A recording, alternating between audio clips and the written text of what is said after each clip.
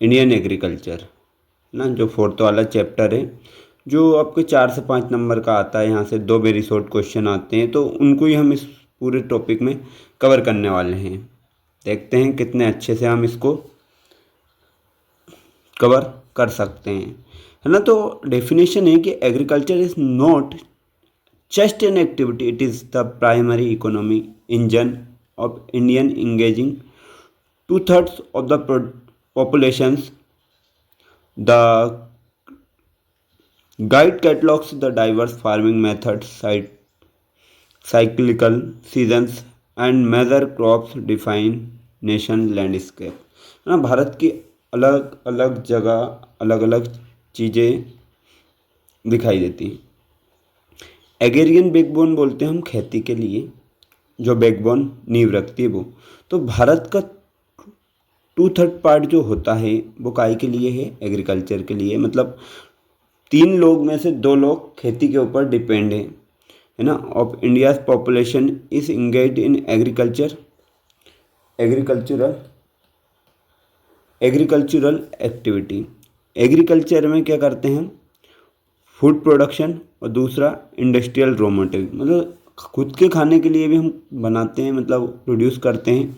और जो इंडस्ट्रियल है उसके अंदर जैसे टेक्सटाइल, कपड़े हों, शुगर हो, और भी जो चीज़ें बनती हैं वो सब के लिए इंडस्ट्रियल रॉ मटेरियल यूज़ करते हैं। India is also key exporter of agricultural product like tea, coffee and spices, है ना। लीड एक्सपोर्टर बोलते हैं, मतलब भारत से चाय, कॉफ़ी और मसाले क्या होते हैं दूसरे देश में बिकने के लिए जाते हैं।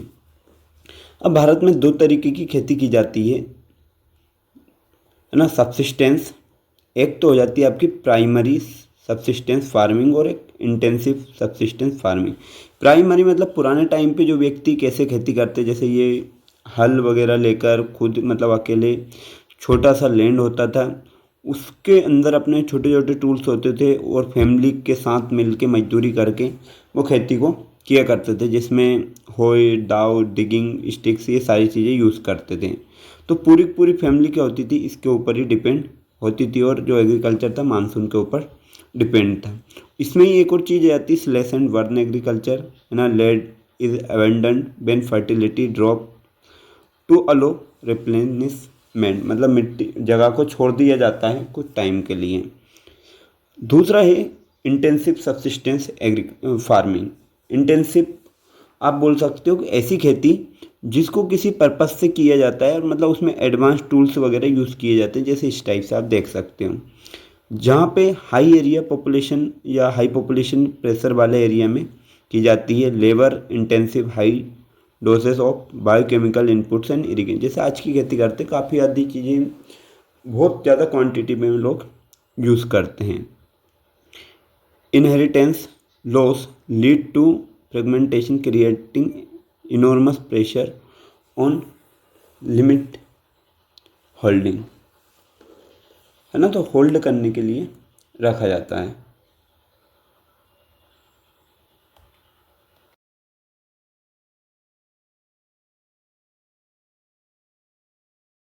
यहाँ के अंदर। देखो, वर्ल्ड के अंदर बात करें तो जो मैक्सिको और सेंट्रल अमेरिका जो है, वहाँ पे इसको मिल्पा के नाम से जानते हैं। कोनू को वेनेजुएला के अंदर जानते हैं। रोका कि ब्राज़ील को किसने रोका, मतलब स्लैश बर्न रोका नाम से जानते हैं। सेंट्रल अफ्रीका में मसोले नाम से इसको जानते हैं। इंडोनेशिया में लदांग, और रे वियतनाम में बोलते हैं। इसी मध्य प्रदेश में ये इस बार मेजा फॉलोइंग में इस आपके आने वाले हैं। वीबर दहिया बोलते हैं हम मध्य प्रदेश में। पोडू और पेंडा आंध्र प्रदेश में। पामा धाबी, कोमा और ब्रिंगा उड़ीसा के अंदर बोलते हैं। कुमारी वेस्टर्न घाट में बोलते हैं। बाल्ट्रे और बाल्ट्रे राजस्थान में। खिल इसको हिमालयन बेल्ट में बोलते हैं, कुरुगा झारखंड में। और झूमिंग नॉर्थ ईस्टर्न रीजन में इसको बोला जाता है। अब जैसे मैंने बोल ही दिया, कुछ नाम जो रह रहे हैं, जैसे मणिपुर में इसको पलामाऊ या पामलू, बस्तर और अंडमान में इसको दीपा नाम से जानते हैं। पोडू पेंडा आपके आंध्र प्रदेश में। कुमारी वेस्टर्न घाट, खिल हिमाचल झारखंड, कुरुबा, ब्रिंगा और बेवर ये मध्य प्रदेश, है है ना। तो स्लेश एंड वर्न एग्रीकल्चर को हम शिफ्टिंग कल्टीवेशन भी बोलते हैं, और वर्ल्ड में आपके अलग अलग नाम से इसको जाना जाता है।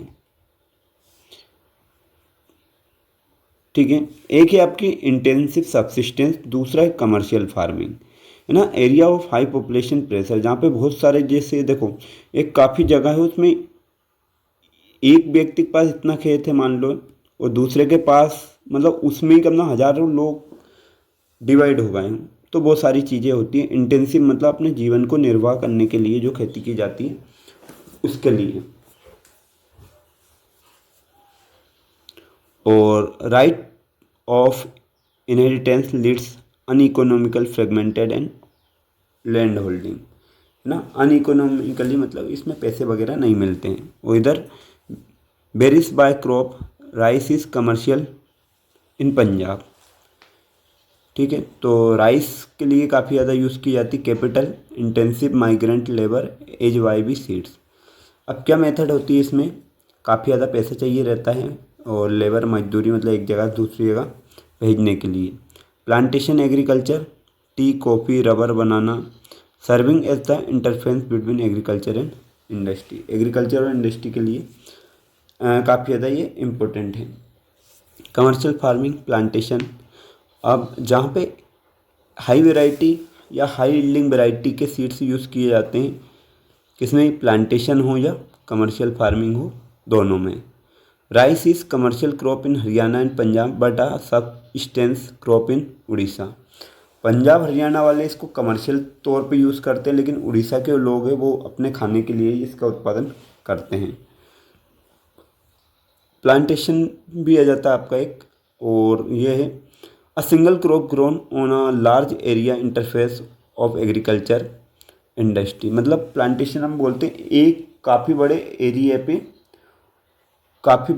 पे एक छोटी तरीके की एक ही तरीके की खेती का उत्पादन किया जाता है। रिक्वायरमेंट क्या होती है, capital intensive, migrating labour, transport networks, ये सारी चीज़ों की ज़रूरत पड़ती है। जैसे असम के अंदर टी, कॉफ़ी का कर्नाटक में रबर, शुगर केन और बनाना, ये सारी चीज़ें की खेती की जाती है अलग अलग जगह पे। पर्पस सेम है, कमर्शियल। और हमारे यहाँ पे सीजनल रिथम बनाया जाता है, मतलब सीज़न के हिसाब से खेती होती है। रबी जो अभी चल रही है विंटर वाली, जायद में समर, और खरीफ होती है मानसून क्रॉप जो बारिश के हिसाब से चलती है ना। बोवाई जाती है इसको, अक्टूबर दिसंबर में बोया जाता है इसको, और अप्रैल जून में इसको काट लिया जाता है।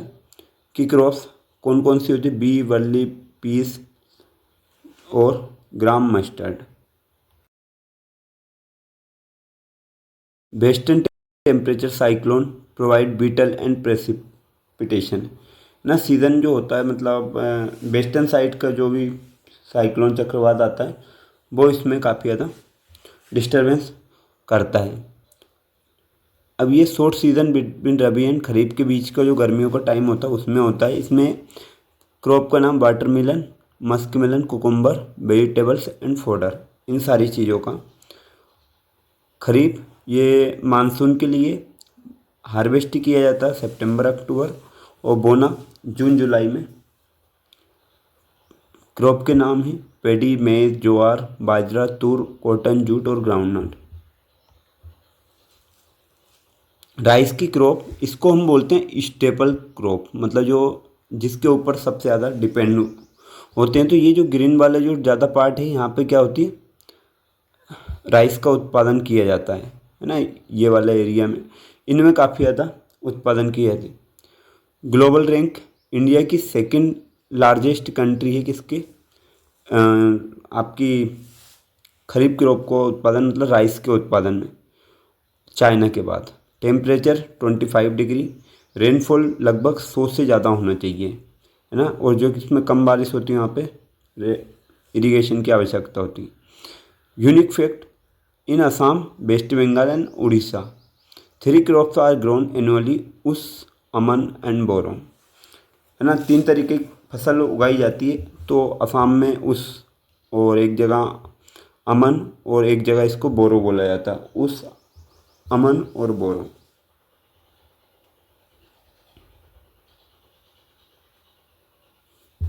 बीट जो है main food crop of the northern and north western region. North और नॉर्थ वेस्टर्न जो रीजन है उसके अंदर ये मेन क्रॉप है, मतलब गेहूं खाने में उत्पादन में यूज़ किए जाते हैं। Cool growing season, bright sunshine at ripening, है ना, पकी हुई फसल के ऊपर रखा जाता है। रेनफॉल 50 से 75 सेंटीमीटर। अब ये इसमें कहाँ पे, कौन से रीजन में, north west region Ganga Sutlej वाले में, ब्लैक सॉइल रीजन में भी इसको उगाया जाता है। पंजाब, हरियाणा, यूपी, एमपी और राजस्थान में ये काफ़ी ज़्यादा रीजन जहाँ पे मिलेट्स, है ना, known as the coarse grain but possess very high nutritional value, है ना। कोर्स ग्रेन के नाम से इसको जानते हैं और काफ़ी ज़्यादा न्यूट्रिशन में काफ़ी ज़्यादा फुलफिल होती है, मतलब ये इससे भरपूर मिलता है। पुराने टाइम पे यही लोग 3 फसल के नाम याद है ना, ज्वार, बाजरा और रागी, ठीक है। ज्वार में third most important food crop है ये। और rain fade grow moist area, Maharashtra में इसको उत्पादन सबसे ज़्यादा किया जाता है।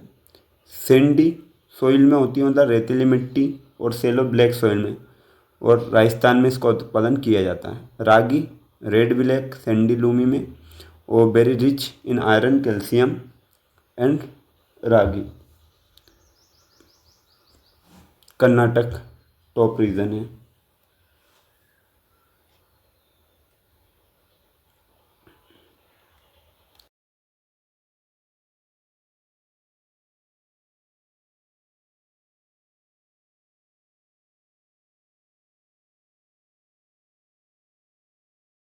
ओल्ड एलुवियल, है ना, दो तरीके से यूज़ करते हैं, खाना और फोडर, चारे के लिए, दोनों के लिए। कौन से रीजन में होते हैं? कर्नाटक, एमपी, यूपी और बिहार में, है ना, मक्के का उत्पादन ज़्यादा उसमें किया जाता है। पल्स दालें, प्रोटीन फिक्स, मतलब सबसे ज़्यादा प्रोटीन होता है। इंडिया जो होता है लार्जेस्ट प्रोड्यूसर एंड कंज्यूमर दोनों है, मतलब खाते भी यहाँ, उगाते भी सबसे ज़्यादा यहीं पे हैं और खाते भी सबसे ज़्यादा यहीं पे हैं। कौन कौन सी वैरायटी मिलती है? तोर, उड़द, मूंग, मसूर और पीस और ग्राम, ठीक है। इसको बोलते हैं लेगुमिनियस क्रॉप, ये नाम याद रख लेना, लेगुमिनियस क्रॉप। एक्सेप्ट अरहर, अरहर को छोड़ दो, बाकी सब कौन सी होती है? लेगुमिनियस होती है, मतलब फलीदार फसल। That restore soil fertility by fixing nitrogen from the air, है ना, ये नाइट्रोजन एटमॉस्फेयर से लेके इसको फिक्स कर देती है। Climate needs less moisture survive dry condition, है ना, सूखे एटमॉस्फेयर में ये हो जाती है। इंडस्ट्रियल क्रॉप्स, ऐसी जो इंडस्ट्रियल के पर्पस के लिए यूज़ करते हैं, शुगर और ऑयल के लिए। तो शुगर के लिए हम यूज़ करते हैं शुगर कैन, और ऑयल के लिए ऑयल सीड। अब इसके लिए टेम्परेचर लगभग 21 से 27 और 75 से 100 डिग्री सेंटीमीटर में हो जाता है। ह्यूमिड और हॉट, मतलब गर्मी वाला थोड़ा सा माहौल चाहिए रहता है। मैनुअल लेबर इसमें ज़्यादा लगती है, लगाने या काटने दोनों में। इससे क्या क्या बनाया जाता है? मोलेसेस, जेगरी, गुड़ और शुगर, ठीक है। ऑयल सीड जो है 12% ऑफ टोटल क्रॉप एरियाज, है ना, covers a kharif crop, half of major oil seed Gujarat is top producer, मतलब खरीफ के टाइम पे सबसे ज़्यादा ऑयल क्रॉप का ही उत्पादन किया जाता है, इससे ऑयल बनाया जाता है। Other mustard, sesame and castor, coconut, soybean, sunflower, ये सारी ऑयल वाली फसल हैं। कुकिंग मीडियम, सॉप और कॉस्मेटिक ऑइंटमेंट, इसमें ये खाने बनाने में, साबुन बनाने में, कॉस्मेटिक, परफ्यूम और जो भी क्रीम वगैरह बनाने में इसका यूज़ किया जाता है ऑयल को। बेवरेज क्रॉप, पिए जाने वाली फसल, है ना। टी, जो चाय है ना, ये पत्तियाँ तोड़ रही, तो इस टाइप से इसकी पत्तियाँ तोड़ी जाती है ना, और उसको सुखा मार्केट में बेचा है। तो प्लांटेशन एग्रीकल्चर है ये, मतलब एक जगह पे, मतलब एक ही तरीके के प्लांट लगा दिए जाते हैं। Warm, moist, frost free atmosphere चाहिए रहता है। Require abundant skilled labour to process leaves within the garden. Region Assam, Darjeeling, Kerala और तमिलनाडु में के रीजन में इसको चलाया जाता है, मतलब किया जाता है। Coffee, India produce the arabica variety, नाम याद रख लो, अराबिका, है ना, अराबिका नाम याद रखना आपको, जो इंडिया के अंदर है ना। India produce the arabica variety initially from Yemen से ये शुरू हुई थी। Region confined the Nilgiris, Karnataka, Kerala and Tamil Nadu, मतलब नीलगिरी वाला जो पहाड़ है 3 राज्य के बीच में है, कर्नाटक, केरल, तमिलनाडु, उसमें सबसे ज़्यादा कॉफ़ी होती है। और आपने कुर्ग नाम का शहर सुना ही होगा, इंग्लिश का चैप्टर है आपका। हॉर्टिकल्चर, फ्रूट्स और वेजिटेबल, फलों और सब्जियों की जो खेती होती है उसको हम बोलते हैं। इंडिया जो है दूसरे नंबर का प्रोड्यूसर है फ्रूट्स और वेजिटेबल या हॉर्टिकल्चर में पूरे विश्व में, है ना। मैंगोस कहाँ पे उत्पादन होते हैं? महाराष्ट्र, आंध्र प्रदेश, यूपी और बंगाल के अंदर। ऑरेंज नागपुर और चेरापूंजी में। और बनाना आपको दक्षिण भारत के कुछ एरिया में ज़्यादा, केरल, मिजोरम, महाराष्ट्र, तमिलनाडु, या केरल, महाराष्ट्र, तमिलनाडु, कर्नाटक, इनमें ज़्यादा देखने को मिल जाए। एप्पल्स और वालनट जम्मू कश्मीर और हिमाचल प्रदेश। लीची गुआवा यूपी बिहार में देखने को मिल जाता है। पाइनएप्पल मेघालय में। और ग्रेप्स आंध्र प्रदेश, तेलंगाना, महाराष्ट्र में देखना। वेजिटेबल है कुछ important producer of P, cauliflower, onion, cabbage, टमाटर, ब्रिंजल और पोटैटो, ये सारी चीज़।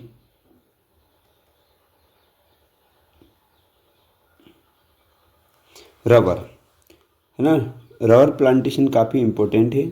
Non food industrial raw material की तरह यूज़ होती है, ना तो खाने में काम आती है और इंडस्ट्रियल में रॉ के लिए। Moisture, moist and humid climate चाहिए रहता है, मॉइस्ट फ्री। रेन लगभग 200 सेंटीमीटर से भी ज़्यादा, मतलब हर टाइम बारिश होना चाहिए। टेम्परेचर 25 डिग्री सेल्सियस से ज़्यादा। रीजन कौन सा है? Kerala, Tamil Nadu, Karnataka, Andaman Nicobar islands, Garo hills of Meghalaya. इन जगह पे ये क्या होती है, जहाँ पे बारिश साल भर ही चलती रहती है।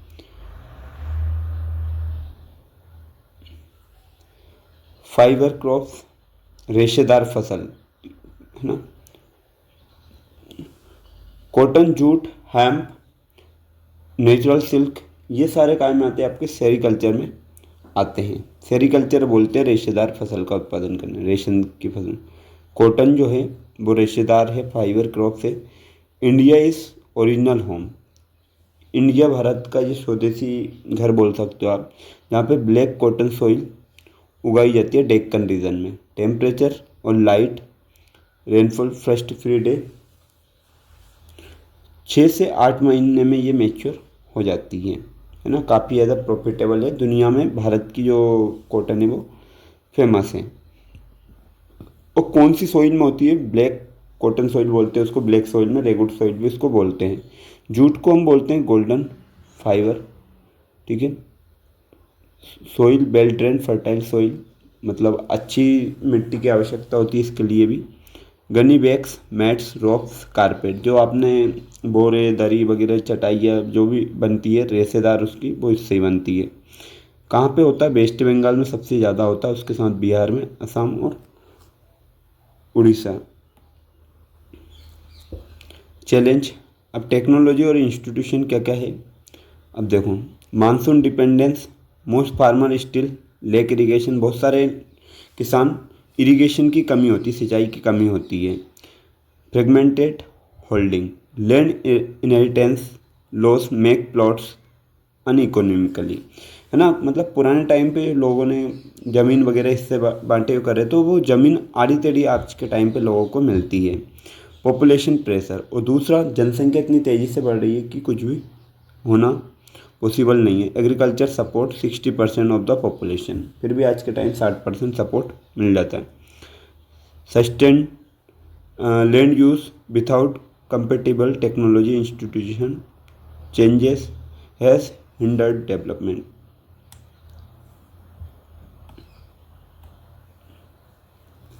इंस्टीट्यूशनल रिफॉर्म्स, है ना। इंस्टीट्यूशनल रिफॉर्म कैसे बनता है या क्या बनता है, कैसे संस्थाएं बनना स्टार्ट हुई? तो पोस्ट इंडिपेंडेंस जो टाइम था, तब भारत ने अपना फर्स्ट 5 ईयर प्लान स्टार्ट करा, जिसमें नई नई संस्था बनाई गई। फोकस किस पे रखा? लैंड रिफॉर्म पे, एबोलिशन जमींदारी सिस्टम, और उस टाइम जमींदारी जो होती थी सिस्टम, मतलब उधार दी जाती थी, वो हटा दी। 1980s और 90s के टाइम पे comprehensive land development, crop insurance against drought, flood, cyclone, establishment of Gramin banks and cooperative bank, इन सब का भी डेवलपमेंट उसमें करा गया, मतलब लोन देना लोगों को स्टार्ट कर दिया है। 60s 70s में ग्रेन रेवोल्यूशन चला जिसने टेक्नोलॉजी से इंट्रोड्यूस करवाया। वाइट रेवोल्यूशन मिल्क के लिए स्टार्ट करा। और मॉडर्न स्कीम क्या क्या है किसान को सपोर्ट करने के लिए? किसान क्रेडिट कार्ड, केसीसी जिसको बोलते हैं, पर्सनल एक्सीडेंट इंश्योरेंस, PAIS बोलते हैं, मिनिमम सपोर्ट प्राइस, MSP जिसको बोलते हैं। तो ये सारी चीज़ें भी प्रोवाइड की जा रही है किसानों को।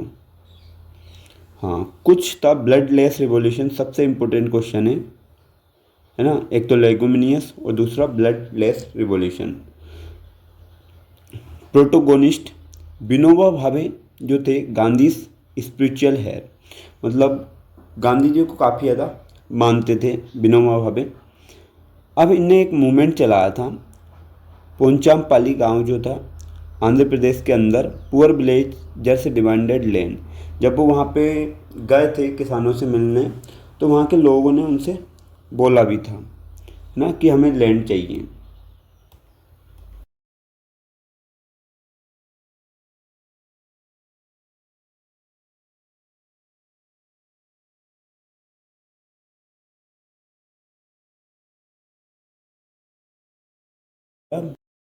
भूदान लैंड गिफ्ट, बोलो इनटू ग्रामदान विलेज गिफ्ट, है ना। फिर किसी उनके ये इस बात से प्रेरित हो कि एक गांव वाले ने पूरे गांव ने ही ज़मीन अपनी दान कर दी, तो उसको हम बोलते हैं ग्रामदान और ये बोलते हैं भूदान। नाम याद रखना, श्री रामचंद्र रेड्डी। और मूवमेंट किसने चलाया था? विनोबा भावे ने, है ना। नाम इम्पोर्टेंट है, Ramchandra Reddy, Vinoba Bhave. Voluntary land reform movement driven by conscience rather than force, मतलब ना किसी लड़ाई झगड़े के अलावा नॉर्मल तरीके से ये मूवमेंट चलाया गया था।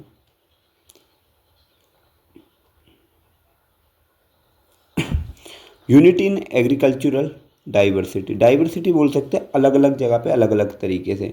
From the terrace of the Himalayas to the deltas of the south India, agriculture is tapestry of methods and crops, an evolving system moving from primitive slash and burn to high-tech commercial farming secured by the institutional reforms and driven by the labor of millions। मतलब लोगों को बहुत सारी problem का सामना करना पड़ता है, टेक्नोलॉजी भी है, कुछ जगह पे मेहनत सेल्फ वर्क भी करना पड़ता है, मतलब बहुत सारी चीज़ें लोगों को मैनेज करना पड़ रही है आज के टाइम पे। तो ये था हमारे एग्रीकल्चर का चैप्टर। इससे आपको देखो मिलेट क्या है, कौन कौन सी टाइप की आती है वो याद रखना, स्लैश एंड बर्न, एग्रीकल्चर के पूरे इस बार नाम याद कर लेना है आपको।